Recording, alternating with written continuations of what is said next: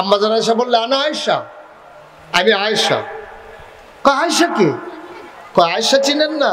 আয়েশা হচ্ছে আবু বকরের কন্যা। সুবহানাল্লাহ বলবেন না? কি মজা চলতে আছে দেখেন। আয়েশা হইল আবু বকরের কন্যা। আবার আল্লাহর নবী কয় কোন আবু বকর? আর আয়েশার কি কোনো নাম আছে নাকি? আয়েশা হইল আপনার আদরের হুমায়রা। নবীজি আদর করে হুমায়রা ডাকতেন, লাল সুন্দরী।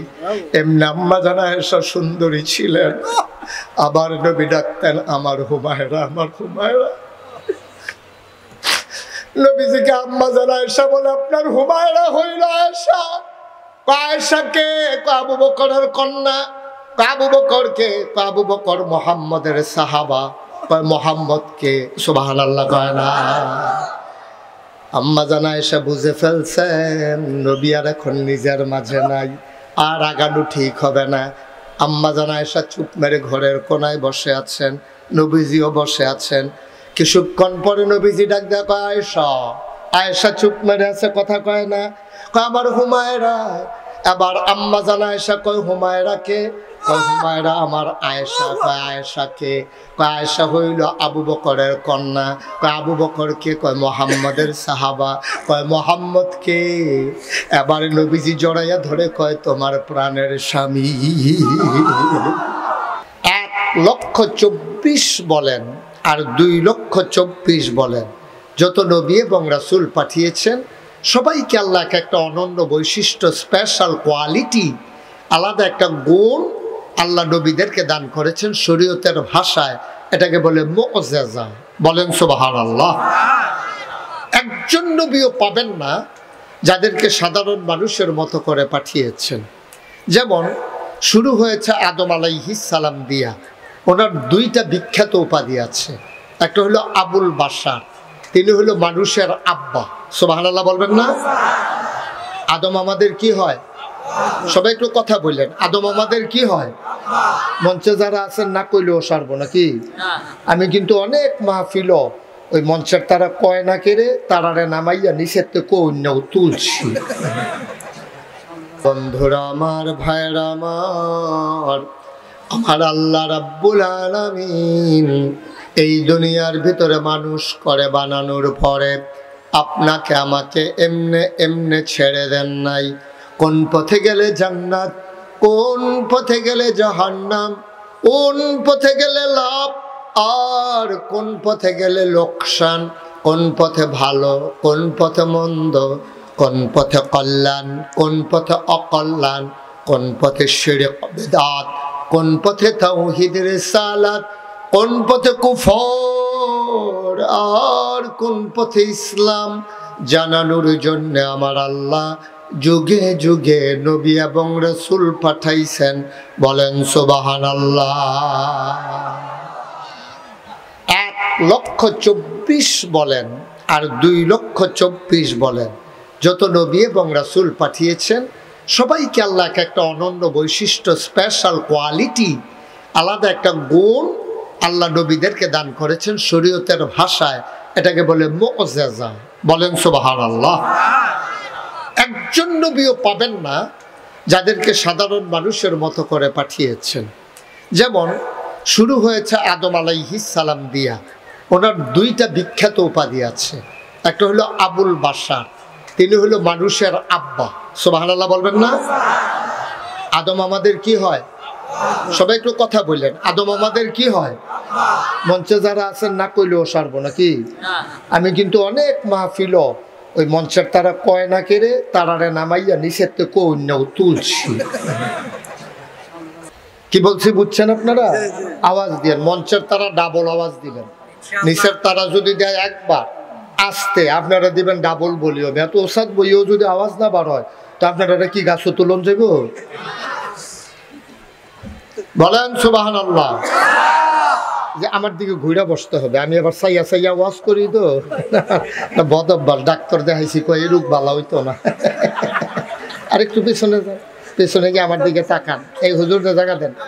হ্যাঁ মাশাআল্লাহ, হ্যাঁ ঠিক আছে। এই যে আমার দিকে, আমার দিকে ওয়াজ এখন আপনি হ্যাঁ সাইয়া রয়েছেন কিন্তু মাশাআল্লাহ ওলামায়ে কেরাম রৌনক বক্স মেহমানেরা আল্লাহর খাস মেহরবানি হাজির হয়েছেন।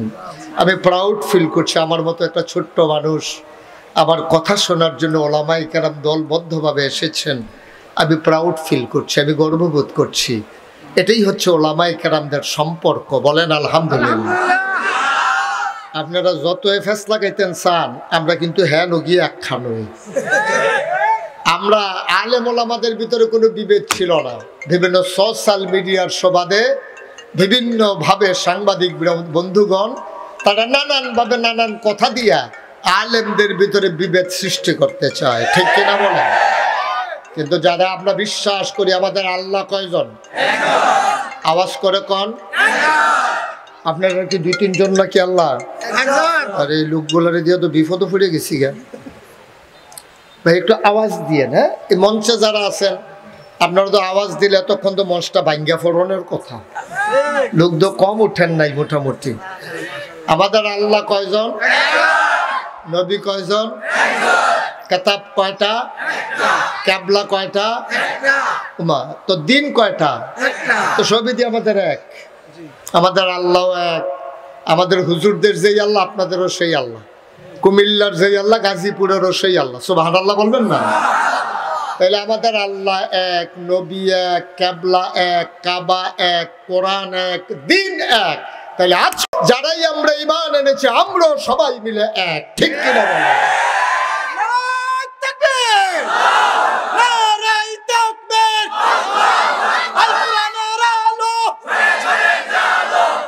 এটাই হচ্ছে আজকে বাতিল শক্তির সবচেয়ে বড় মাথা ব্যথা, ঠিক কিনা কন? ওলামায়ে কেরাম যখন এক হয় তখন যার তাদের ভাত নাই এটা তারা ভালোই বুঝে। এই জন্য সবচেয়ে বড় মাথা ব্যথা এখন ওদের, কিভাবে নিজেদের ভিতরে ডিভিশন তৈরি করা যায়। এই ডিভিশন তৈরি করার মাধ্যমে কেমন করে শাসন ক্ষমতা পাকাপুক্ত করা যায়। ঘুঘু তুমি বারবার ধান খেয়েছো, এবার আর সেই সুযোগ দেওয়া হবে ইনশাআল্লাহ। আপনারা আলেম ওলামাদের সাথে আছেন না?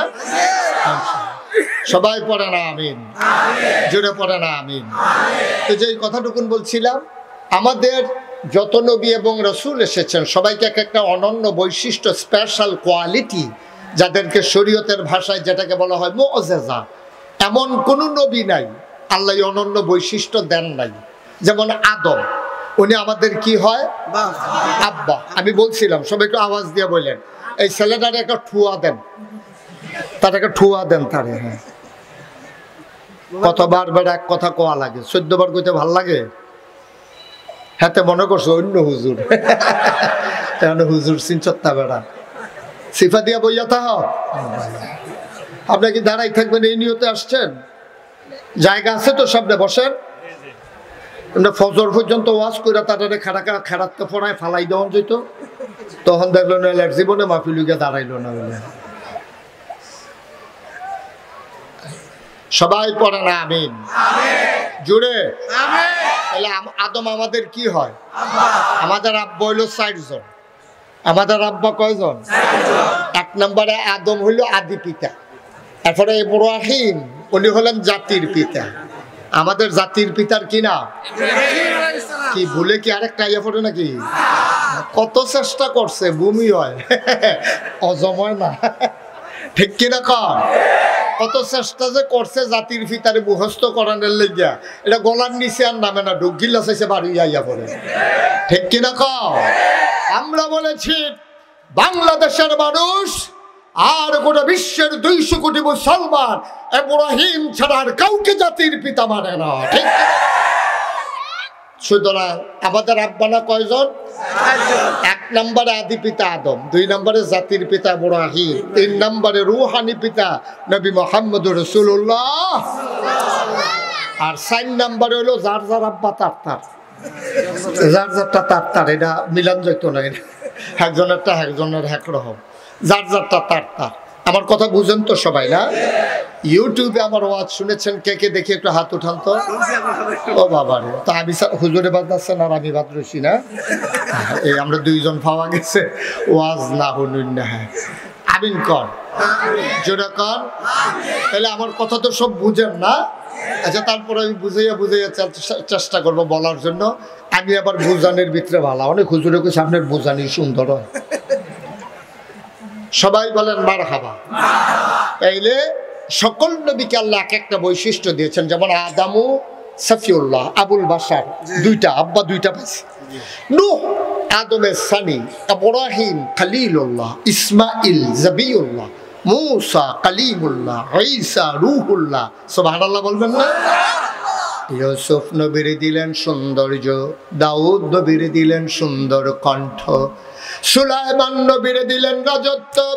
আবু সালমান জানতে মন চায়, এক এক নবীর এক একটা দিলেন। আমার যিনি নবী, আপনার যিনি নবী, আমাদের যিনি নবী, বিশ্ব নবী, যিনি ইমামুল মুরসালিন, যিনি খাতামান নবিয়্যিন, যিনি রাহমাতুল লিল আলামিন, আমার নবীরে কি দিলেন আমরা গাজীপুরের মানুষ জানতে চাই নাকি চাই না?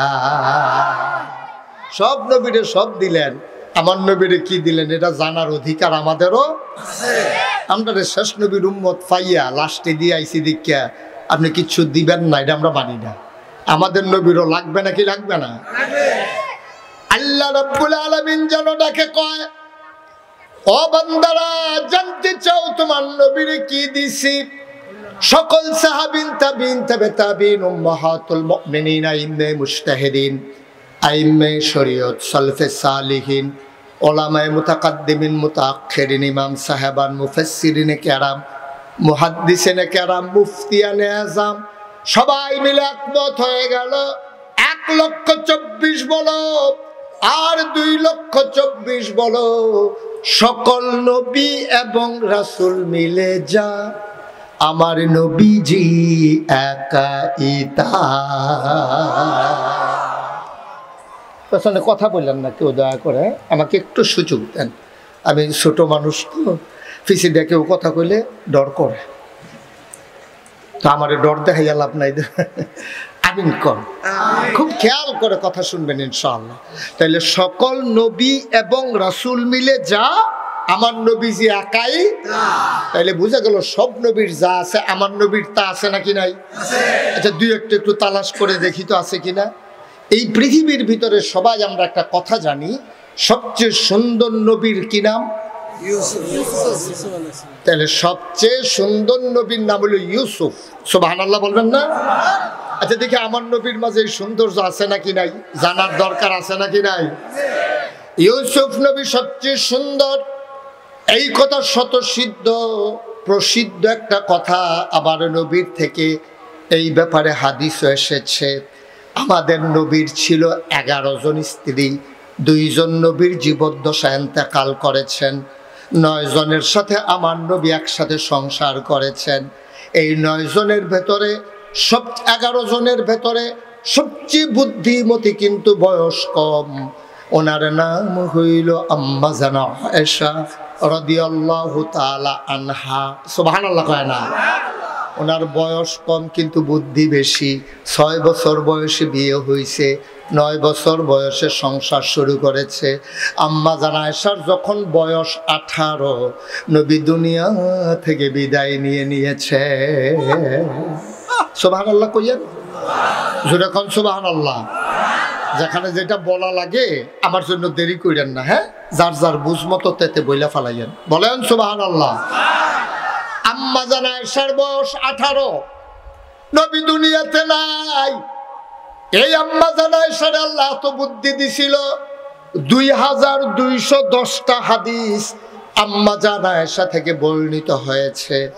নবী একদিন ডাক দেয়া কয়, সাহাবারা তোমরা কি তোমাদের আম্মা আয়েশা কি চিনো নাকি? কয় চিনব না কেন? আমাদের নানার নাম হইল আবু বকর সিদ্দিক, আপনি হইলেন আমাদের রুহানি পিতা, আপনার স্ত্রী হইল আম্মা জান আয়েশা, ওনারে আপনি আদর করে ডাকেন হুমায়রা। সুবহানাল্লাহ কয় না? কেন চিনব না ওনাকে? ওনাকে তো আমরা চিনি। কয় ওনার ব্যাপারে জানো নাকি? কয় হ্যাঁ সব জানি। কয় না সব জানো না, তোমরা আয়েশাকে চিনে যাও। তরকারির ভিতরে লবণটা যেমন দরকারি, মরিচ ছাড়া তরকারি হয় ঝাল হয় না, হলুদ ছাড়া তরকারি হয় রং ধরে না, গরম মশলা ছাড়া তরকারি হয় সুবাস ছড়ায় না, লবণ না দিলে তরকারি যেমন মুখে দেওয়া যায় না, তরকারির ভিতরে লবণটা যেমন দরকারি, ইসলামের ভেতরে তোমাদের আম্মা আয়েশা তেমন দরকারি। অর্থাৎ লবণ ছাড়া যেমন তরকারি হয় না, আয়েশা ছাড়া ইসলাম হয় না। সুবহানাল্লাহ বলবেন না? কোন জায়গায় গোসল করা লাগবে আমরা জানতাম না, কখন মানুষটা নাপাক হয় আমরা শিখতাম না, সব আম্মা জান আয়েশা আমাদেরকে শিখিয়ে দিয়েছেন। সুবহানাল্লাহ কয় না? সব তিনি জানিয়ে দিয়েছেন। নবীর প্রাইভেট যে কথাগুলো একটাও তিনি গোপন করেন নাই। এই জন্য আম্মা জান আয়েশাকে নবী খুব বেশি আদর করতেন। মাঝে মাঝে নবী যখন আল্লাহর মাঝে বিলীন হয়ে যেতেন, ফানা ফিল্লাহ, আল্লাহর মাঝে যখন নিজেকে বিলীন করে দিতেন, অনেক সময় তিনি কোনো মানুষকে চিনতে পারতেন না। কাছাকাছি আসার পরে আবার স্থিতি অবস্থায় তিনি সব মনে পড়তো, সব বুঝে নিতেন। এশার নামাজের পরে আম্মা জান আয়েশার ঘরের দরজায় এসে দাঁড়ালেন, আসসালামু আলাইকুম ওয়া রাহমাতুল্লাহ বলে দরজায় সালাম দিলেন। এটাই হচ্ছে ঘরে ঢোকার আদব। আপনি যার ঘরে ঢুকবেন দরজায় দাঁড়াইয়া আগে সালাম দেবেন। সবাই রাজি আছেন নাকি? বাড়িতে নিজের ঘরে ঢোকার সময়ও সালাম দেবেন। আজকে সালাম দিতে সুবিধা হবে, কারণ এই মহল্লার যারা আছেন আপনি তো জীবনে কোনোদিন সালাম দিছেন না, তো এবারই তো সালাম শুনলে ডরানোর কথা, কিন্তু আজকে আমি মাইকে বলে দিতেছি আপনারা গিয়ে সালাম দেবেন। উনি ভয় পাওয়ার কিছু নাই, সালাম দিতে লজ্জা লাগে না? পারবেন না ইনশাআল্লাহ? দরজা দাঁড়ায় সালাম দিবেন, আসসালামু আলাইকুম ওয়া রাহমাতুল্লাহ। উনি হয়তো মনে মনে কইব জীবনে যেই কাম না যদি এই কাম, কারবারটা কি বুঝলাম না কিচ্ছু, কোনো সমস্যা নেই। নবীজি গিয়ে সালাম দিছেন, সালাম দিছে পরে আম্মা জান আয়েশা দরজা খুলে দিছেন। নবীজি খুব মজার কথা, গভীর মনোযোগ দিয়ে শুনেন। নবীজি আম্মা জান আয়েশাকে দেখে বললেন, মা নামতে তুমি কে? আয়েশাকে জিজ্ঞেস করতেছে তুমি কে? ওমা সুবহানাল্লাহ কয় না? নবীজিকে আয়েশাকে চিনেন না? তিনি ফানা ফিল্লাহ, আল্লাহর মাঝে নিজেকে বিলীন করে নিয়েছেন। তার নিজস্ব অস্তিত্বকে তিনি আল্লাহর মাঝে হারিয়ে ফেলেছেন। তিনি আম্মা জান আয়েশার মতো যারে সবচেয়ে বেশি আদর করতেন, ওনারে জিগায় মা নামতে তুমি কে? সুবহানাল্লাহ বলবেন না? আম্মা জান আয়েশা মজা করে নবীজি আম্মা জান আয়েশার লোকে খুব আনন্দ করতেন, মাঝে মাঝে দৌড় দিতেন, এই জায়গা থেকে ওই জায়গায় দৌড় দিতেন। কখনো নবী ফার্স্ট হতেন, কখনো আম্মা জান আয়েশাকে ফার্স্ট করিয়ে দিতেন। আম্মা জান আয়েশা খুশি মনে বলতেন আমি ফার্স্ট, নবী মনে মনে বলতেন আমি না জানি তুমি কেমনে ফার্স্ট। আমি যদি দৌড় দেই তুমি পারবা? পৃথিবীর কোনো মানুষ পারবে আমার সাথে দৌড়াইয়া? তা আমি তো ইচ্ছে করে পিছনে পড়ে যাই, তুমি যেন খুশি হয়ে যাও। সুবহানাল্লাহ বলবেন না? খুব মজা করতেন নবীজি। একদিন মসজিদে নববীর পাশে কুস্তি খেলা হচ্ছে, হাদিস। নবীজি এসে বললেন, আয়েশা খেলা দেখতে মন চায়? কাদের উড়না জড়িয়ে নাও। আম্মা জান আয়েশা ওড়না দিয়ে নিজেকে আবৃত করে নিলেন, নবীজির পেছনে পেছনে নিয়ে গেলেন। নবীজি উপর হয়ে বসলেন, আর আম্মা জান আয়েশা নবীর মাথার উপর দিয়া নবীর উপরে ঝাপটে মেরে খেলা দেখলেন অনেকক্ষণ। সুবহানাল্লাহ বলবেন না? তখন নবীজি অনেকক্ষণ পরে বললেন, আয়েশা চলো ঘরে চলে যাই। তখন নবীজি ঘরে চলে গেছেন। তো আদর করতেন আম্মা জান আয়েশাকে, কারণ 6 বছর বয়সে বিয়ে হয়েছে, 9 বছর বয়সে সংসার হয়েছে। সুবহানাল্লাহ বলবেন না? যেই কথাটা বলার উদ্দেশ্য আমার, তা আম্মা জান আয়েশা ওনাকে দেখে বলতেছেন, মা নামতে তুমি কে? আম্মা জান আয়েশা কয়, মজা করেন? তা আমি মজা পারি না? আপনি যেমন পারেন আমিও তো পারি। ভাই এদিকে এদিকে, এটা না কথা হইলো, আমরা ভিতরে একটা চুক্তি হইলো যে আমরা একজন আরেকজনের দিকে চাইয়া থাকবো, আপনি দুই দিকে চাইয়া রইছেন। আমিন কর। তার নবী যখন বললেন তুমি কে, আম্মা জান আয়েশা কয়, দেখি আমিও মজা করি। আম্মা জান আয়েশা বললে, আনা আয়েশা, আমি আয়েশা। কয় আয়েশা কে? কয় আয়েশা চিনেন না? আয়েশা হচ্ছে আবু বকরের কন্যা। সুবহানাল্লাহ বলবেন না? কি মজা চলতে আছে দেখেন। আয়েশা হইল আবু বকরের কন্যা। আবার আল্লাহর নবী কয়, কোন আবু বকর? আর আয়েশার কি কোনো নাম আছে নাকি? আয়েশা হইল আপনার আদরের হুমায়রা। নবীজি আদর করে হুমায়রা ডাকতেন, লাল সুন্দরী। এমনি আম্মা জান আয়েশা সুন্দরী ছিলেন। আবার নবী ডাকতেন, আমার হুমায়রা, আমার হুমায়রা। নবীজিকে আম্মা জান আয়েশা বলে, আপনার হুমায়রা হইল আয়েশা। আয়েশাকে আবু বকরের কন্যা। আবু বকরকে, আবু বকর মুহাম্মদের সাহাবা। মুহাম্মদকে সুবহানাল্লাহ কয় না। আম্মা জান আয়েশা বুঝে ফেলছেন নবী আর এখন নিজের মাঝে নাই, আর আগানো ঠিক হবে না। আম্মা জান আয়েশা চুপ মেরে ঘরের কোনায় বসে আছেন, নবীজিও বসে আছেন। কিছুক্ষণ পরে নবীজি ডাক দেয়, কয় আয়েশা। আয়েশা চুপ মেরে আছে, কথা কয় না। কয় আমার হুমায়রা। এবার আম্মা জান আয়েশা কয় হুমায়রাকে? কয় হুমায়রা আমার আয়েশা। কয় আয়েশাকে? কয় আয়েশা হইল আবু বকরের কন্যা। কয় আবু বকরকে? কয় মুহাম্মদের সাহাবা। কয় মুহাম্মদকে? এবার নবীজি জড়াইয়া ধরে কয় তোমার প্রাণের স্বামী।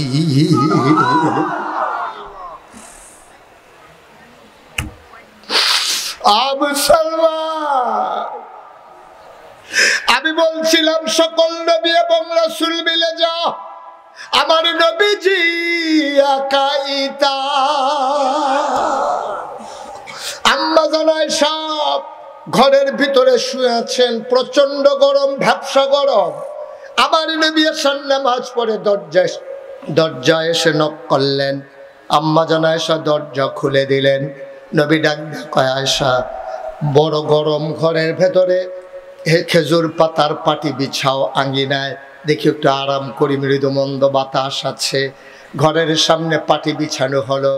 আম্মা জান আয়েশা আসন পেতে বসলেন। নবীজি কুলের ভিতরে মাথা রাখলেন। আল্লাহর নবী আনন্দে শুয়ে আছেন। আম্মা জান আয়েশা এত কাছে পেয়ে কপালের ভিতরে আস্তে করে টিপে দিচ্ছেন, চুলের মাঝে আঙ্গুল দিয়ে বিলি কেটে দিচ্ছেন। নবী আনন্দে চোখ বন্ধ করে আছেন। আম্মা জান আয়েশা কয়, চতুর্দশী পূর্ণিমার চাঁদ আকাশে হাসে, ফকফকা জ্যোৎস্না, মৃদুমন্দ বাতাস। এমন আবহাওয়া, মজার আবহাওয়া পাওয়া যায় না। নবীর সাথে একটু মজা করে কথা কই দেখি। আম্মা জান আয়েশা কয়, ইয়া রাসূলুল্লাহ, ইয়া হাবিবাল্লাহ, ইউসুফ নবী নাকি খুব সুন্দর। সুবহানাল্লাহ বলবেন না? কয় হ, ইউসুফ নবী তো অনেক সুন্দর। কয় আপনিও তো সুন্দর। কয় সন্দেহ আছে নাকি? কয় না না, ইউসুফও সুন্দর, আপনিও সুন্দর। ইউসুফও নবী, আপনিও নবী, তো সমান সমান হয়ে গেল। আপনি না বলে সেরা নবী। সুবহানাল্লাহ কয় না? তো ইউসুফও সুন্দর, আপনিও সুন্দর। ইউসুফ নবীও নবী, আপনিও নবী, তো পার্থক্য কি? দুইজন তো একই রকম। আবার আল্লাহর নবী মুচকি হাসি দিয়া কয়, শোনো শোনো শোনো, ইউসুফও সুন্দর, আমিও সুন্দর। ইউসুফও নবী, আমিও নবী, পার্থক্য হইল আমি হইলাম ইউসুফ নবীর নবী। আমি নবীদেরও ইমামুল মুরসালিন, তিনি সকল রাসূলগণের ইমাম। এই নবীজির তিনটা বিখ্যাত উপাধি আছে, আর যার কারণে একটা হলো তিনি রাহমাতুল লিল আলামিন। সুবহানাল্লাহ কয় না? প্রমাণ কি? তিনি যে রাহমাতুল লিল আলামিন। ও গাজীপুরের মুসলমান, 5 ওয়াক্ত নামাজে প্রতি রাকাতে, ফরজ হোক আর ওয়াজিব হোক, সুন্নত হোক আর নফল হোক, 5 ওয়াক্ত নামাজে আমরা বারবার আল্লাহকে জানিয়ে দেই আলহামদুলিল্লাহি রাব্বিল আলামিন। সমস্ত প্রশংসা কেবলমাত্র শুধুমাত্র ওই আল্লাহর জন্য, যিনি সমস্ত জগৎ সমূহের জন্য রব। সুবহানাল্লাহ বলবেন? তার জন্য সমস্ত প্রশংসা। এখন আপনি যদি বলেন যে হুজুর রব কারে কয়, আমাকে যদি আপনি জিজ্ঞেস করেন খালেক কারে কয়, আমি এক কথায় বলতে পারবো। যদি বলেন মালেক, তাও এক কথায় বলতে পারবো। যদি বলেন রাজ্জাক, তাও এক কথায় বলতে পারবো। যদি বলেন হাইয়ুল কাইয়ুম, তাও এক কথায় বলতে পারবো। কিন্তু আপনি যদি আমাকে জিজ্ঞেস করেন হুজুর রব কারে কয়, এক শব্দে বলেন দেখি। আমি অনেক গবেষণা করেছি, আমি অনেকগুলো লুগাত খুঁজে খুঁজে দেখেছি, ওলামায়ে কেরামের সাথে কথা বলেছি। রব এমন একটা শব্দ যেটা এক কথায় বোঝানো যাবে না। অন্তত রব কারে কয় বুঝাইতে হলে 5টা লাইন লাগবে। কয় লাইন? আরে ঘুমাই গেছেন সব? তো কারে জিগাইতে আছে? কয়টা লাইন? আরে জোরে কথা কোন, কয় লাইন? উনি মাথা লারে কয় সবার যেই মত, আমারও হেই মত। কয় লাইন? 5টা লাইন ছাড়া রব কারে বাবা আপনাকে বসে যেতে হবে, আপনি ফিক্স করে দিয়ে বসেন, আর একবার উঠবেন না আপনি। রব 5টা লাইন দিয়ে রব বুঝানো লাগে, আর আগে রব বুঝানো যাবে না। আমি একটা একটা করে লাইন বলি, আপনি খেয়াল করেন। বান্দার যা দরকার, বান্দাকে আহা, বান্দাকে আমরা, আমাদের যা দরকার, বান্দার যা দরকার, বান্দা নিজেও জানে না কি দরকার। দরকারি জিনিসটা দরকারের সময় পরিমাণ মতো চাওয়ার আগে। সুবহানাল্লাহ। আপনি কি বুঝতে পারছেন? কিচ্ছুই বুঝতে পারেন নাই আপনি। ওজন বুঝছেন এই কথা? বান্দার যা দরকার, অর্থাৎ আমাদের সকল মানুষের যা দরকার, দরকারি জিনিসটা দরকারের সময় পরিমাণ মতো চাওয়ার আগে। সুবহানাল্লাহ কয় না? বান্দার কি দরকার বান্দা নিজেও জানে না, কখন দরকার তাও জানে না, কি পরিমাণে দরকার জানে না, বান্দা চাইতেও পারে না। এই জন্য বান্দার যা দরকার, দরকারি জিনিসটা প্রয়োজন মতো পরিমাণ মতো চাওয়ার আগে যিনি বান্দাকে দিয়ে দেন তিনি হইলেন রব। আপনি যদি বলেন হুজুর এমন একটা জিনিসের নাম কোন যেটা আমরা জানি না আমাদের দরকার, এখন বললেই বুঝবেন। আপনার আব্বা আপনার আম্মা মধুর বাসরে চলে গেছে, বিবাহ বন্ধনে আবদ্ধ হয়ে গেছে, কাজী সাহেব বিবাহ পড়াইছে, ইমাম সাহেব দোয়া করে দিয়েছে, সবাই মিলে বরযাত্রী গিয়ে সব কারবার শেষ, বিয়ে শাদী শেষ, নববধূকে ঘরে নিয়ে আসা হলো। আপনার আব্বা আপনার আম্মাকে একটা বাসর ঘরে দেওয়া হলো, দুইজন মিলে মধুর বাসরে ঢুকে গেল, মধুর মিলনে লিপ্ত হয়ে গেল। মেডিকেল সায়েন্স বলে তারা যখন মধুর মিলনে লিপ্ত হলো, বাবার পিঠ থেকে মায়ের বুক থেকে 2 ফোঁটা পানি সবেগে নির্গত হয়ে মায়ের ইন্টেনসিভ কেয়ার, মায়ের সুরক্ষিত দুর্গ, মায়ের রেহেমের ভিতরে 2 ফোঁটা পানি দৌড় দিয়া গিয়া একসাথে হয়ে গেছে। মেডিকেল সায়েন্স বলে পিতার পানির ভিতরে থাকে শুক্রাণু, মায়ের পানির ভিতরে থাকে ডিম্বাণু, শুক্রাণু আর ডিম্বাণুর মিলনে জীবনের পয়দা হয়। মেডিকেল সায়েন্স বলে 1 ফোঁটা পানির ভিতরে কোটি কোটি জীবন থাকে। যখন দৌড় দিল পানি, মায়ের রেহেমের মুখটা খুলে গেল, একটা জীবন দৌড় দিয়ে ভিতরে ঢুকে গেল। আল্লাহর কুদরত, আল্লাহ মুখটার সাথে সাথে বন্ধ করে দিলেন।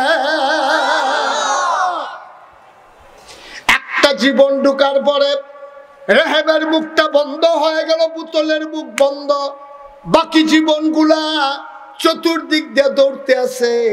ওই যেইটা ভিতরে ঢুকছে ওইটারে চোখ পাক দেয়, চোখ রাঙ্গায়, ধমক দেয়, কয় বাইরে আসো, তুমি ঢুকে গেছো আমাদেরকেও ঢোকাও।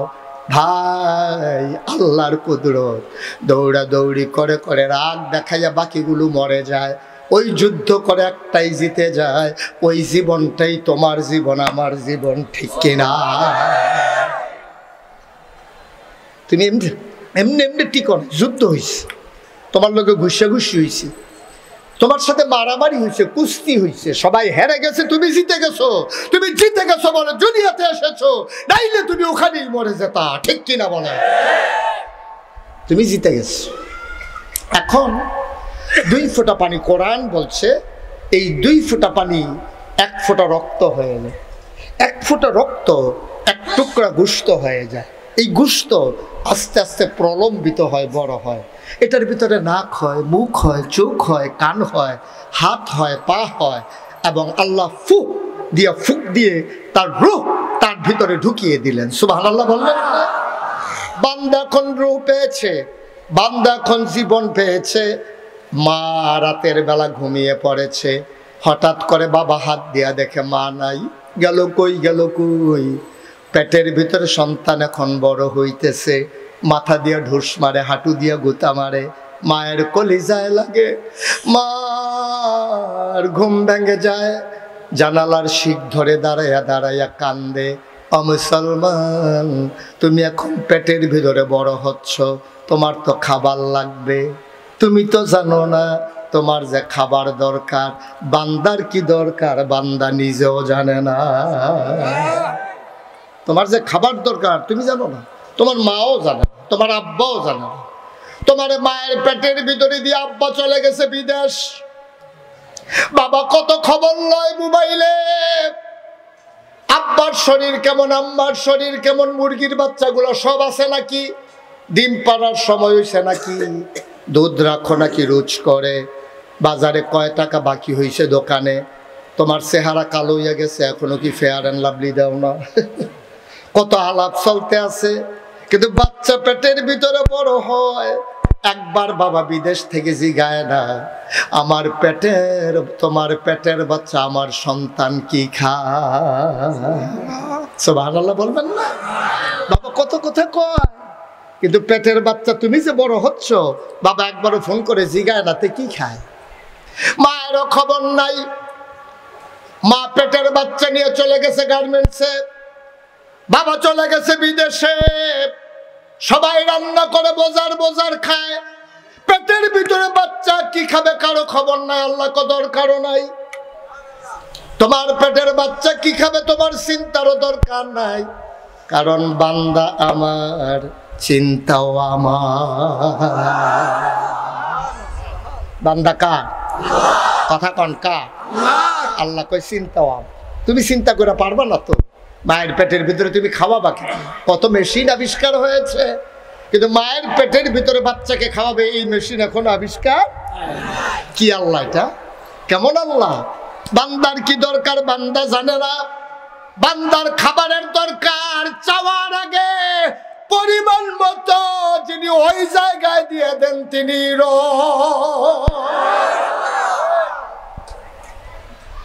এখন বান্দার পেটের ভিতরে খাবার দিতেছেন, এখানেই বাবা শেষ না, মা তো দুর্বল হয়ে যাবে।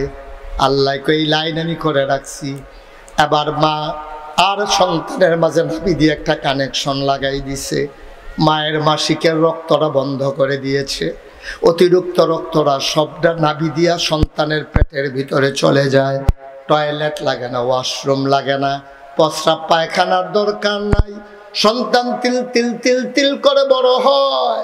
সে দুনিয়াতে আসবে খাবে কি? দুনিয়ার সব কিছুর ভিতরে ভেজাল, বাতাসের ভিতরে অক্সিজেন, অক্সিজেনের ভিতরে কালো ধোঁয়া, ইটের ভাটার ধোঁয়া, সে টান দেবে কেমনে শ্বাস, পাঙ্গাস মাছের ভিতরে বিষ, দুধের ভিতরে চিংড়ি মাছ, দুধের ভিতরে কি? চিংড়ি মাছ। এখন দুধ যখন চুলায় বসাইছে চিংড়ি মাছ লাফ দিয়ে উঠছে, মহিলা তো ভয় পেয়ে গেছে, কিরে দুধের ভিতরে চিংড়ি মাছ কি লেগে, তো লোকেরে নিয়ে দেখাইছে, দেখছেন আপনি কোথা থেকে দুধ আনছেন, দুধের ভিতরে তো চিংড়ি মাছ পাওয়া গেছে। সেই লোক দুধ লইয়া ওই দুধ ওনার বাড়িতে গেছে, গিয়া সেটাকে ভাই সবসময় আপনার তো দুধ নেই, আজকে তো দুধের ভিতরে চিংড়ি মাছ পাওয়া গেছে, ঘটনা কি? নিশ্চয়ই আপনি দুধের ভিতরে পানি দেন। কার না, কিন্তু চিংড়ি মাছ ঢুকলো কেমনে? ওই যে গাবি যে ফেনা খায়, ফেনার লোকে চিংড়ি মাছ পেটে ঢুকে গেছে, দুধের সাথে বাড়িয়ে গেছে। বান্দা খাবে কি? আমার আল্লাহ চিন্তা করলেন, মায়ের নাভির সাথে নাভির কানেকশন লাগাই দিলেন। কি আল্লাহ এটা? আমার কি আল্লাহ?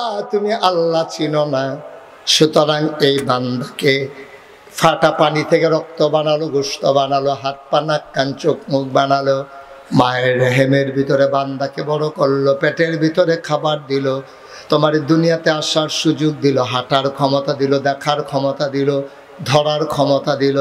ভাই তাইলে এই বান্দা যিনি বানিয়েছেন তিনি কে? জোরে কন, তিনি কে? তাইলে আমাদের যিনি রব তিনি কে? তাইলে বান্দার জীবনের মালিক কে? মালের মালিক কে? আনুল কারিমে সূরা তাওবার 111 নম্বর আয়াতে আল্লাহ কয়, ইন্নাল্লাহ হাশতারা মিনাল মুমিনিনা আনফুসাহুম ওয়া আমওয়ালাহুম বিআন্না লাহুমুল জান্নাহ। বান্দারে, ও বান্দা, সব তুই ভুলে গেছস। তোরে আমি জিজ্ঞাইছিলাম জান্নাতে যাইবিনি, তুই চিৎকার করে বলছিলি হ জান্নাতে যেতে চাই। আমি বলছিলাম ইন্নাল্লাহ হাশতারা, আল্লাহ ক্রয় করে নিয়েছেন মিনাল মুমিনিনা, মুমিনদের কাছ থেকে, আনফুসাহুম ওয়া আমওয়ালাহুম, তাদের জান এবং তাদের মাল। আমরা বলছিলাম কি দিয়া কিনছেন? কবি আন্না লাহুমুল জান্নাহ, আমি যেই জিনিসটা দিয়া কিনছি তার নাম হইল জান্নাত। তাহলে জান আমরা বিক্রি করে দিয়েছি কার কাছে? মাল বিক্রি করে দিয়েছি কার কাছে? তাহলে জানের মালিককে, মালের মালিককে, এই জমিন কার? ভাই জানো আল্লাহর, মালও আল্লাহর, জমিনও আল্লাহর। তুমি একটু চিন্তা করেছো, দেখেছো নাকি? তোমার মুখে দিয়া যা আসে চিৎকার করো। এ আল্লাহ তোমার জানটা দিছে বইলা তুমি এই জান ব্যবহার করে কথা বলো। শরীরে শক্তি আছে বইলা তুমি দৌড় দাও। সুতরাং এই জান আল্লাহর, মাল আল্লাহর। তোমার এই জানের মাল ব্যবহার হবে কেবল আল্লাহর জন্য, ঠিক কিনা? এই জান ব্যবহার করে কারণ আমি স্লোগান দেওয়া যাবে না। স্লোগান হবে একমাত্র নারায়ে তাকবীর, আর বাইরে কোনো স্লোগান নাই। উমুক ভাইয়ের চরিত্র, ওই যে কি কি এইসব চলবে না আব্বা। কেবলমাত্র স্লোগান হবে আল্লাহর, কারণ জান আল্লাহর, মাল আল্লাহর, তুমি আল্লাহর, জমিন আল্লাহর। কণ্ঠ দিয়েছেন আল্লাহ, আওয়াজ দিয়েছেন আল্লাহ, সুতরাং আওয়াজ হবে শুধুমাত্র আল্লাহর জন্য, ঠিক কিনা? কোনো মানুষের জন্য স্লোগান হতে পারে না, কোনো মানব কোনো মতবাদের জন্য স্লোগান হতে পারে না। যেহেতু তুমি আল্লাহর, আমি আল্লাহর, আমরা সবাই আল্লাহর, আর যেতে চাই জান্নাতে। সুতরাং আমরা যারা ইসলামের বাংলাদেশ, সবাই পড়েন আমিন। সুতরাং আমরা কার? এই জমিন চলবে কার? আল্লাহর আইন ছাড়া এই জমিন কারো মানুষের মন করার মতো চলতে দেওয়া হবে না, ঠিক কিনা বলো? এটাই হচ্ছে সিদ্ধান্ত, এটাই ফায়সালা। যদি জান্নাতে যেতে চাও, যদি জান্নাতে যেতে চাও, এর বাইরে কোনো কথা নাই, এর বাইরে কোনো সিদ্ধান্ত নাই। টিটকারি হবে, বসকারা হবে, তাতে কি আসে যায়?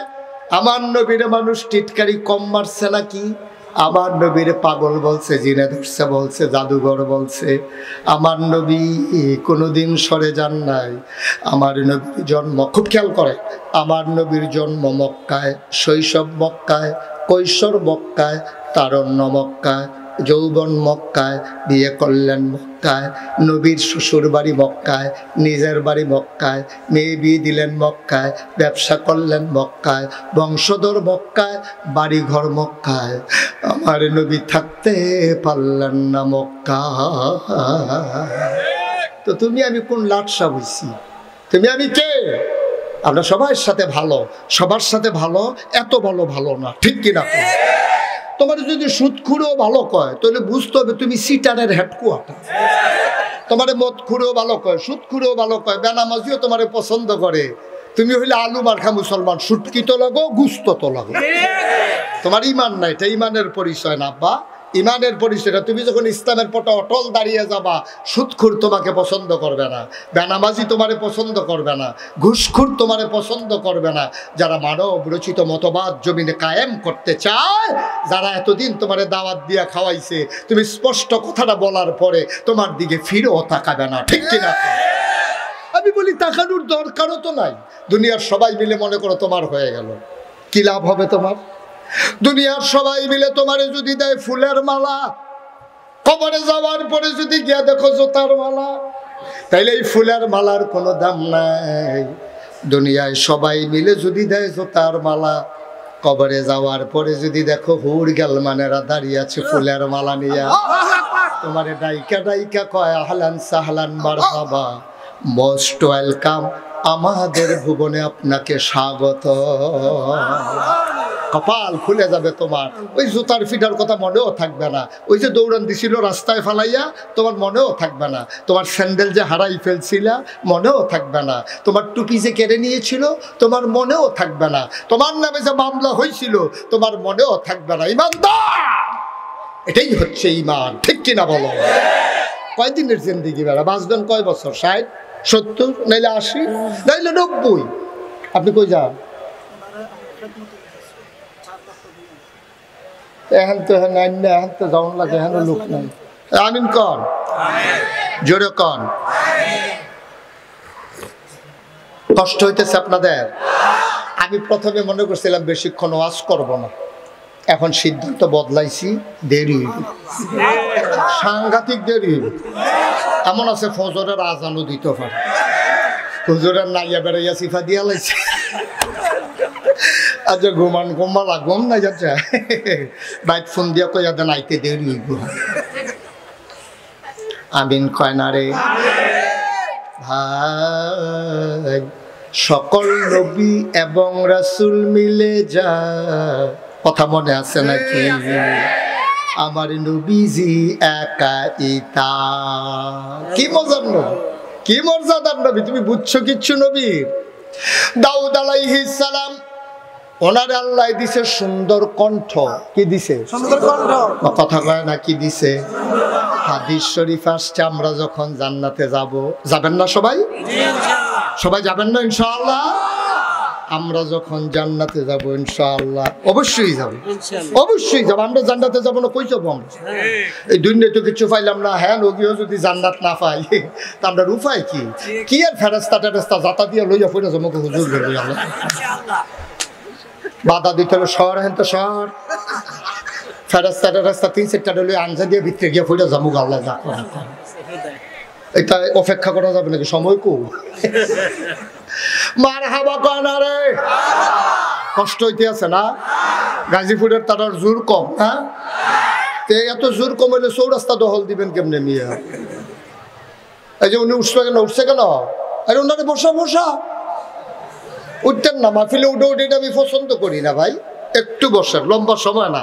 উনি উঠলো না, হইল উনি যে শুনছে ফজর পর্যন্ত সহ্য করতে পারছে না।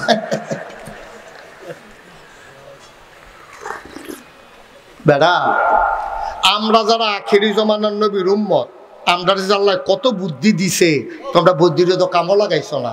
বুদ্ধি কাজে লাগানো দরকার ছিল ইসলামের পক্ষে, তোমরা হেই বুদ্ধি কামাই লাগাইছো, কাজে লাগাইছো সিটারি বাটফারির পক্ষে, ঠিক কিনা? তোমরা হেই বুদ্ধি কামে লাগাইছো দেশের টেহা কেমনে বিদেশ পাঠান যাইব, কত কায়দা কইরা মালয়েশিয়া নিয়ে টেহা বাড়াইছে। কানাডায় গিয়া বেগম পাড়ায় সেকেন্ড হোম বানায়। ওই যে কায়দা করে বুদ্ধি কামা লাগানোর দরকার ছিল ইসলামের পথে, সেই বুদ্ধি কাজে লাগাইছে ব্যক্তিগত স্বার্থে। কানাডা নিয়ে টেহা বাড়ায়, মালয়েশিয়া টেহা বাড়ায়। আমি কই বেড়া, তুমি কি আল্লাহরে চিনছো? আল্লাহরে তো তুমি বুঝোই নাই। আল্লাহ তো ধরে ধরে ধরে না, ধরলে আল্লাহ। এই যে এখন খাইছে ধরা, 17 বছর লাগাইয়া যা জমাইছে ফাটাই টাটাই সারছে। হেতে গিয়া সদরঘাট, কি সুন্দর দাড়ি, কি সুন্দর পাঞ্জাবি, সাদা ফকফকিয়া। হ্যাঁ, মনে হয় যেমন ফেরেশতা নাজিল হইছে। ওমা, সদরঘাট নৌকার ভিতরে ধরা পড়ছে কামাইয়া কুমাইয়া হমা।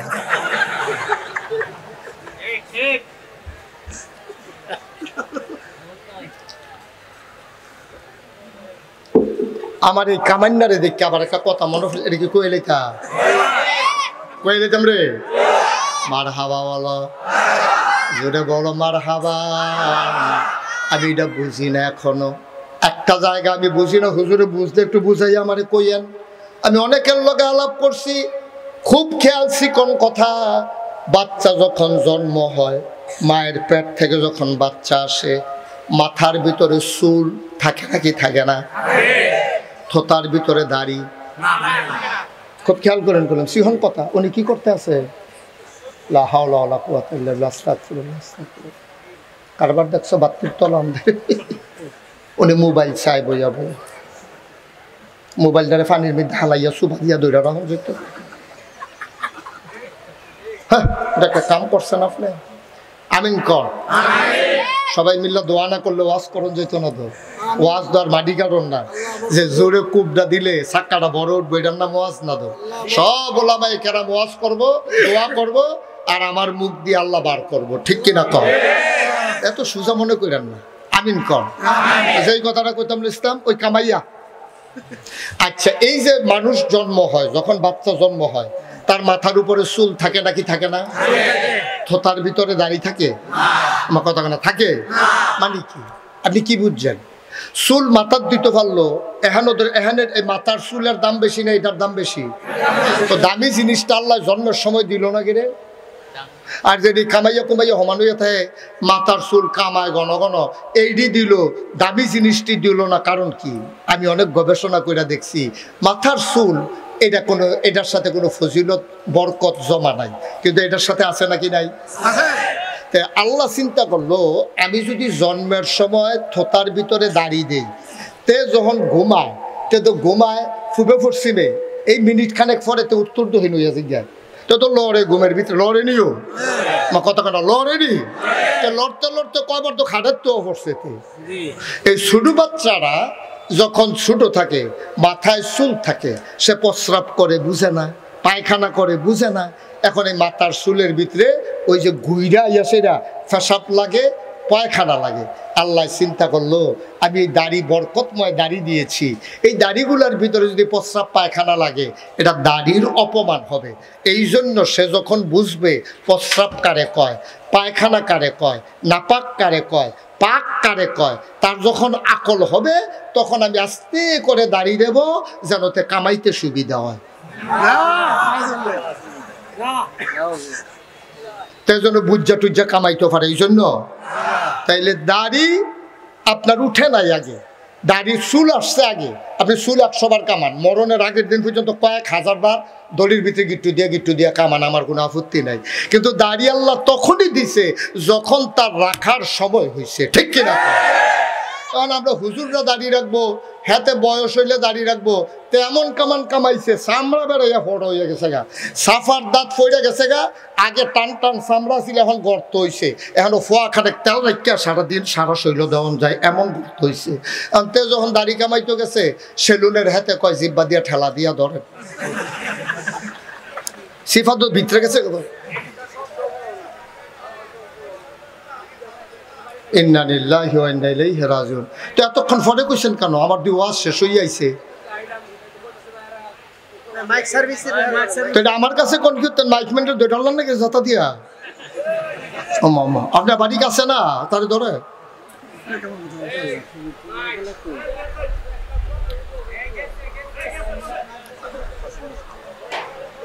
আচ্ছা ঠিক আছে, ওকে ফাইন। আপনি পরামর্শ দেওয়ার জন্য অসংখ্য ধন্যবাদ। এই কথাটা আগে বলা দরকার ছিল। আপনার খেয়ে রয়েছেন কোন আশায়? আমি তো কইতাছি কি রে, আওয়াজ দেয় না, কে রে বুঝলেন আওয়াজ দিত। মাইক ঠিক করো, এখন কি শোনা যায়? হ্যাঁ শোনা যায়?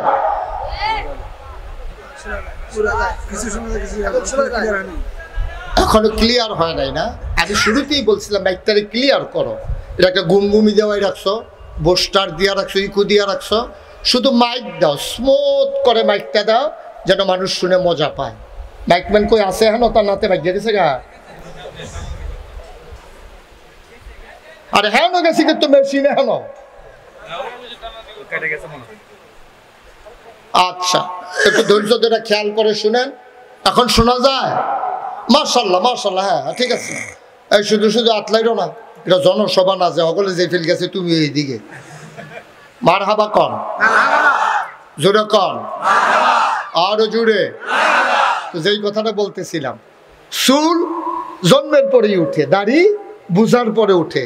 এটা দিয়ে আল্লাহ বুঝাইতে চাইলেন দাড়ি আমি তখনই দিছি যখন দাড়ি রাখা দরকার। সুবহানাল্লাহ কোন দরকার? তো ওই যে হাতার কথা কইছিলাম, আমাদের দেশে দাড়ি রাখে কোন সময়? কামাইতে কামাইতে কামাইতে কামাইতে চামড়া ফটো হয়ে গেছে গা, দাঁত ফইরা গাল টান টাল গাল ভিতরে ঢুকে গেছে গা। এখন যা বেড়ায় যে কামাইতে গেছে সেলুনও, সেলুনের হাতে কয় জিব্বা দিয়া ঠেলা দিয়া ধরে, এবার কয় ঠেলতে আসি 12 আনা দো। পরে দুইজনে প্রাণ দিয়া দইরা কামাইতে গেছে যে ওই সিফার ভিতরে একটা দাঁড়িয়ে আছি, সেইটা কাটতো গিয়া গালটা কাটতে গেছে।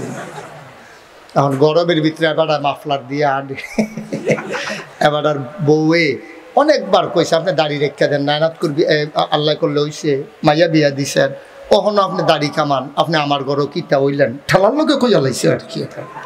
নাউজুবিল্লাহ কইতেন না? এরপরে গিয়ে আমরা দেশও দাড়ি রাখে, ঠিক কিনা কন? না আব্বা, এই কলিজার টুকরা যুবকেরা যেই দিন দাড়ি উঠবো ওই দিন থেকেই দাড়ি রাখা শুরু করবি। সুবহানাল্লাহ বলবেন না? কে কি বললো এটা দরকার নাই আমার, এই দাড়ি দেখে যেই মাইয়া ফান বিয়া বইতে আইব হেডিরে বিয়া করিস, এরপরেও তো একজনে কয়টা কয়টা করণ লাগি গিয়েব। দাড়ি যারা পছন্দ করে না এই মাইয়া আমাদের ছেলেদের বউ হওয়ার দরকার নাই, ঠিক কিনা বলো? যারা দাড়ি পছন্দ করবে তারাই। আর আল্লাহর কাজ উপরে ভরসা করে রাখো, আল্লাহ সহজ করে দেবে। কথা তো আরেকটা মনে পড়ছে, এটা কি কইলিটা? ডক্টর মোহাম্মদ শহীদুল্লাহ 17 ভাষার পণ্ডিত। কত ভাষা? শুধু পারে না, পণ্ডিত। পণ্ডিত কয় ভাষা? 17 ভাষা। উনি মুরিদ হইছে ফুরফুরার মুজাদ্দেদে জামান আবু বকর সিদ্দিক আল কুরাইশি রহমাতুল্লাহ আলাইহির কাছে। এই ভারতীয় উপমহাদেশে 2টা খানদান সবচেয়ে বেশি ইসলামের উপকার করেছে, একটা হচ্ছে ফুরফুরা আর একটা হচ্ছে জৈনপুর। সুবহানাল্লাহ বলবেন না? এই ফুরফুরার খানদানের যিনি পূর্বপুরুষ তার নাম ছিল মুজাদ্দেদে জামান আবু বকর সিদ্দিক কুরাইশি রহমাতুল্লাহ আলাইহি। তো ওনার কাছে গিয়ে মুরিদ হইছে, ওনার নাম হলো ডক্টর মোহাম্মদ শহীদুল্লাহ। কত ভাষার পণ্ডিত? 17 ভাষা। তো মুরিদ হইছে যে উনি তো সাপ কামাইয়া কুমাইয়া হমান। তো হুজুরের কাছে মুরিদ হইছে, হুজুরে খুব আদর করে, লগে দিয়া বোয়ায়, খাইতে গেলে মুরগির রান্না হুজুরে ওই শহীদুল্লাহর ফাতো দেয়, মাছের মাথাটা দেয়, হুজুর খুব আদর করে। তো আল্লাহর ওলি যারা তারা হলো হোমিও ডাক্তারের চাইতে আরো কড়া ডাক্তার। অ্যালোপ্যাথিক ডাক্তারের কাছে গেলে দেখবেন ডাইরেক্ট অ্যান্টিবায়োটিক সাইডা দেয়, আর হোমিও ডাক্তারের কাছে আপনি যদি যান দেখবেন আপনারা গেলে জিগাইব আপনার আম্মার শ্বাসটান আসেনি। তো হাতে মনে মনে করে ডাক্তার দেখাইতে মাইলাম আমি, আম্মার কি তাই তো জিগাই কি লিখে বলেন শ্বাসটান আছে আম্মার? আম্মার কম, আব্বার বেশি। আব্বার যখন শ্বাসটান উঠে, যখন শ্বাসটান দেয় ঘরের টিন ডিবেরে জঞ্জনি জঞ্জনি করে এরকম কাঁপতে থাকে, এমন শ্বাসটান আব্বা। আচ্ছা তাইলে আপনি কি ঠান্ডা ভাল লাগে না গরম ভাল লাগে? তো কইছে ঠান্ডা ভাল লাগে। পানি ভাত খান না গরম ভাত খান? তোকে সুটকির ভর্তা দিয়া দিলে 2-3 প্লেট খাইতাম পানি ভাত। এরকম আলাপ সালাপ চলতেছে। হোমিও ডাক্তার চিকিৎসা করে তার জেনেটিক কোনো প্রবলেম আছে কিনা, তার আব্বা আম্মার থেকে সে বংশানুক্রমে কোনো ডিজিজ তার ভিতরে আছে কিনা, হ্যাঁ তারা চিকিৎসা করে। আল্লাহর ওলি যারা তারা হোমিও ডাক্তারের চাইতে আরো কড়া ডাক্তার। সুবহানাল্লাহ বলবেন না? আর ডক্টর মোহাম্মদ শহীদুল্লাহ মুড়ি দেওয়ানের লগে লগে যদি হুজুরে কইতো বড় বেয়াদব কোথাকার দাড়ি কামাইয়া মুড়ি তো বানাতে, তাহলে তো মানুষ বানান যেত না। হুজুরের কাছে মুড়ি দিয়েছে, হুজুর আদর যত্ন করে লগে দিয়া রাখে। একদিন মাগরিবের পরে হুজুর যখন তালিম দিচ্ছেন, হাউমাউ করে সবাই কানতে আছে, গড়িয়ে গড়িয়ে কানতে আছে। হুজুর চোখ খুললা চায় শহীদুল্লাহর অবস্থা গীতা, দেখে যে শহীদুল্লাহর অবস্থা আরো খারাপ, কানতে যে আছে। অনেকের ফানি তো দাড়ি টাটকা, এবার তোর দাড়ি নাই, দৌড় দিয়ে পাঞ্জাবিতে ফুটেছে গা ফানিটা, এইরকম এরকম পাঞ্জাবি শুদ্ধা ভিজাইলিছে কানতে কানতে। হুজুরে আবার চিন্তা করছে ডক্টর মোহাম্মদ শহীদুল্লাহ যেই নমুনা হয়েছে, এখন মাশাআল্লাহ গোসাটা দিলে শিকড় সারতে আর দেরি হইতে। সুবহানাল্লাহ কয় না রে? ডক্টর মোহাম্মদ শহীদুল্লাহ গালের ভিতরে হাত দিয়া কয় বাবা আর না কামাইলে সারে না। সুবহানাল্লাহ কইতেন না? জায়গাটা কেমন জায়গা? কানতেছে হাউ মাউ করে বুড়া বেড়া। হুজুর গালে হাত দিয়া কয় বাবা আর না কামাইলে চলে না। ডক্টর মোহাম্মদ শহীদুল্লাহ কান দেওয়ার কয় যেই গালের ভিতরে আপনার হাত লাগছে ওই গালে আর কোনো দিন খুর ব্লেড লাগবে না। আপনার হাত যখন লাগছে আর খুর ব্লেড লাগবে না। ডক্টর মোহাম্মদ শহীদুল্লাহ যেমন সাহেব মানুষ, ওনার ওয়াইফ মাদ্রাসাত পড়ছে নাকি? মা কথা না, দাওরা হাদিস পড়ছে আলেম। তো ওনার ওয়াইফও তো সাহেবা, বেগম সাহেব। এখন ডক্টর মোহাম্মদ শহীদুল্লাহ বউয়ে চিন্তা করলো কি তারে বিয়াদি করলাম সার দেখে এটা দিয়ে আস্তে আস্তে হুজুর হয়ে জিগিতে আছে। এটা দিয়ে ফাজামা বাদ দিয়ে, প্যান্ট বাদ দিয়া ফাজামা পরে, শার্ট খুললা পাঞ্জাবি গাও দেয়, আবার টুফিও মাথার দিয়ে আড়ে, আবার খোসা খোসা দাড়িও দেখা যায়। টাইট না দিলে ওনারে গড়রাহন যেত না। ডক্টর মোহাম্মদ শহীদুল্লাহ হুজুরের লোকেতে দোয়া টোয়া কইরে মাহফিল শেষ করে বাড়িতে গেছে, গিয়ে দেখে বেগম সাহেব টেবিলের ভিতরে খাবার দিয়া আলাদা বিছনায় গিয়া শুয়ে রয়েছে। জীবনে যেই কাম না আজকে সেই কাম, আলাদা বিছানায়। ডক্টর মোহাম্মদ শহীদুল্লাহ ঢুইকা কয় কি খাওয়া দাওয়া কি শেষ? কহ খাওয়া দাওয়া শেষ। কত আমার ফালাইয়াই খাইয়া ফেলছ? কহ আপনার ফালাইয়াই খাইছি। আলগা বিছনার দিকে ঘুমাইছো, এক বিছনাত আমরা থাকি, তুমি দে আলাদা বিছনাত। কহ অহন থেকে আলাদা বিছনে। শিক্ষিত মানুষ তো ডক্টর মোহাম্মদ শহীদুল্লাহ বুঝছে, দাঁড়িয়ে রিয়াকশন করছে। দাঁড়িয়ে কথা না, দাঁড়িয়ে। ডক্টর মোহাম্মদ শহীদুল্লাহ তো আর আমরার মতো না। আমরা হইলে তো এই ঘুমুর করে একটা কিল দিয়ে বই ফিটে ধরাইলে বেড়াচ্ছি তো তাতে গোলা। ডক্টর মোহাম্মদ শহীদুল্লাহ তো শিক্ষিত মানুষ, তোরাইতে ফিটাফিটিত গেছে না।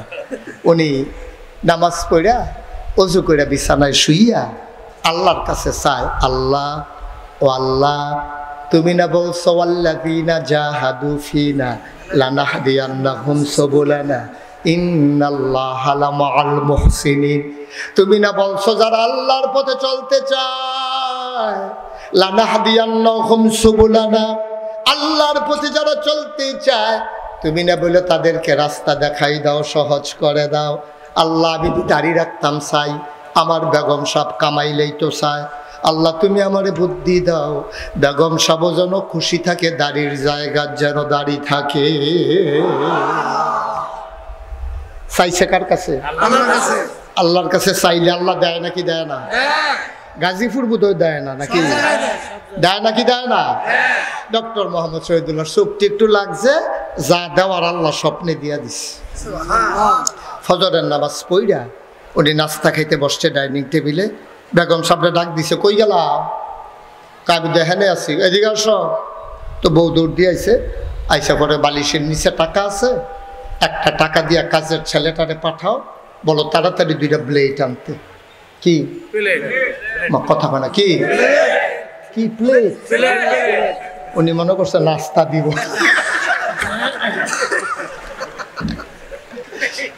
কি আর তো কইছে প্লেট। আমি তো কই কি তার উনি পাঞ্জাবির আত্মাত গুছাইয়া বইয়া রইছে কিরে, কয় যে প্লেটের পরে তো খানা শুরু। ব্লেড ব্লেড কি যখন কইছে ব্লেড আনত কয়টা না কইছে? হ্যাঁ, সুবহানাল্লাহ বলেন না? ডক্টর মোহাম্মদ শহীদুল্লাহ কয় কাজের লোকটারে ডাকো, তাড়াতাড়ি বলো দোকান থেকে 2টা ব্লেড আনার জন্য। উনি তো শিক্ষিতা মহিলা, স্বামীর পিছন দিয়া ঘাড়ে হাত দিয়া দাঁড়াইয়া কয়, ব্লেড দিয়া কি করবেন? কয় চিন্তা করছি, আমার দাড়ি যখন তোমার পছন্দ না, আমি দাড়িগুলা কামাই ফেলবো। তো বেগম সাহেব কয় কামাইতে তো একটা ব্লেডে 2.5 গিরি, কামাইতে তো একটা ব্লেডে যথেষ্ট, আপনি 2টার কথা দি কম। কয় না, চিন্তা করে দেখলাম 2টাই লাগবো। কয় 2টা কেন? কয় আমার দাড়িগুলা তোমার কাছে ভাল লাগে না, এই জন্য আমি দাড়ি কামাই ফেলবো। আর তোমার যে লম্বা লম্বা চুলগুলা, সেদিন শ্বাস টান দিছি পরে না, হেদিয়া 3-4টা ঢুকিয়া গেছে। চিন্তা করছি তোমার পছন্দ না, দাড়ি রাখবো কার জন্য? ব্লেড আনবে 2টা, তোমার লম্বা লম্বা চুলগুলো আমার কাছে ভাল লাগে না, আমি দাড়ি কামাই ফেলবো, আরেকটা ব্লেড দিয়া তুমি চুল কামাই ফেলবা। আর বেগম সাহেব পিছে দিয়া সেটা সমান সমান। কি কয় কি সমান সমান? কয় দাড়ির জায়গায় দাড়ি থাক, চুলের জায়গায় চুল থাক। ওয়াল্লাযীনা জাহাদু ফীনা লানাহদিয়ান্নাহুম সুবুলানা ইন্নাল্লাহা লামাআল মুহসিনিন। তুমি আল্লাহর রাস্তায় দাইমা যাও, জান্নাতে পৌঁছে দেওয়ার দায়িত্ব আমার আল্লাহ। তুমি তো যাইতে চাও না, তুমি যাও না, তুমি 2টা কাজ শুধু করো, বিধান মানবা আল্লাহর, তরিকা মানবা নবীজির। বিধান মানবা আল্লাহর, তরিকা মানবা নবীজির। আমার মুসলমান তরিকা মানতে চায় না, নবীর আগমনে খুশি হইয়া মিছিল বার করতে চায়। নবীর আগমনে খুশি হইয়া মিছিল বার করে। আমার মনে হয় 15-20 বছর পরে কোনো বাচ্চারে যদি জিগায় যে 12ই রবিউল আউয়াল কারে কয়, তো তে কইব সারাদিন মিছিল করন, মাগরিবের আগে দিয়া জিলাপি খাওয়ান। না, এটা নমুনা ধরছে তো, এটা ঠিক কিনা কন? কারণ এটাই তো শুরু হয়েছে। 12 মাস ইসলামের খবর নাই, নামাজের খবর নাই, রোজার খবর নাই, তে যে বিড়ি টানে মনে হয় যেন ঈদের বাট্টাটা তার লগে লগে হাঁটতে আসছে। 5 ওয়াক্ত নামাজের খবর নাই, টুপির খবর নাই, দাড়ির খবর নাই। 12ই রবিউল আউয়াল আসলে তুমি জশ্নে জুলুস বের করে, তুমি বিরাট মিছিল বের করে, তোমার পিসাবরে গাড়ির উপরে উঠাইয়া, গলার ভিতরে মালা দিয়া, তুমি পীর সাহেবরে নিয়ে ঘুরো, যদি নবীর আগমনে তুমি খুশি হয়ে থাকো, তোমার পীর সাহেবকে গাড়ি উঠানোর কোনো অধিকার নাই, তুমিও হাঁটবা, পীর সাহেব হাঁটবে, ঠিক কিনা কও? তুমি পীর সাহেবরে নিয়ে সুডাউন দিতে আসো, পীর সাহেব গাড়িতে বইয়া রয়েছে আর সবাই মিল্লা হুজুরে লইয়া বাজিয়ে দিয়ে আটতে আছে, তো তুমি না নবীর আগমনে খুশি হয়েছো, তো নবী তো তোমারও পীর সাহেবেরও, ঠিক কিনা কও? কত বড় বেয়াদবি, কত বড় বেয়াদবি, কে বুঝাবে? মিছিলের নাম নবীর আশেক না, নবীর আশেক হচ্ছে নবীর তরিকা অনুযায়ী জীবন চালানো, এটা দেখো আশেকে রাসূল, ঠিক কিনা?